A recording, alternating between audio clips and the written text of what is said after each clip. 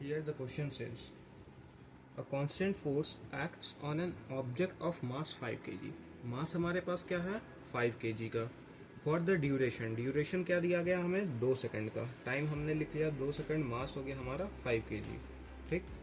अब it increases the objects velocity from यानी कहा गया है यहाँ पे इनिशियल वेलोसिटी. पहले इनिशियल वेलोसिटी क्या है 3 मीटर पर सेकंड, जो कि जा रहा है अब 7 मीटर पर सेकंड पे. तो हमने गिवन पहले लिख लिया. अब क्वेश्चंस क्या बोल रहे हैं, find the magnitude of applied force.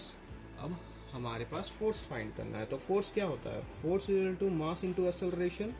Then what is acceleration, acceleration is change in velocity per unit time. तो velocity from v minus u upon t. अब इसे हम लिखेंगे force is equal to mass into v minus u upon T.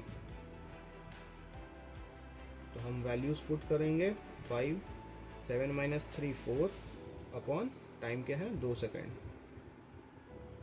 10 Newton. Force की unit क्या होती है Newton. तो फोर्स इक्वल टू 10 न्यूटन हमारा आंसर आ गया. क्वेश्चन का सेकंड पार्ट क्या बोलता है कि if the force was applied for duration of 5 second. अब जो फोर्स है वो हमने 5 सेकंड के लिए लगा दिया. ठीक. तो अब पूछा जा रहा है कि फाइनल वेलोसिटी क्या होना चाहिए हमारे पास.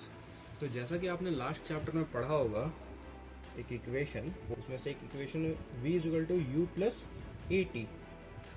ए हमने यहाँ पे फाइंड किया था, ये हमारा ए था. क्या इसे हम 2 कह सकते हैं.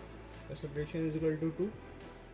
अब हम यहाँ पुट कर देंगे what is the initial velocity 3 metre per second plus force हमारा आ गया, एक्सेलरेशन हमारा 2 आ गया और टाइम दे दिया गया 5 सेकेंड. आंसर हमारा 13 मीटर पर सेकेंड. हमें यूनिट का ध्यान रखना है. सो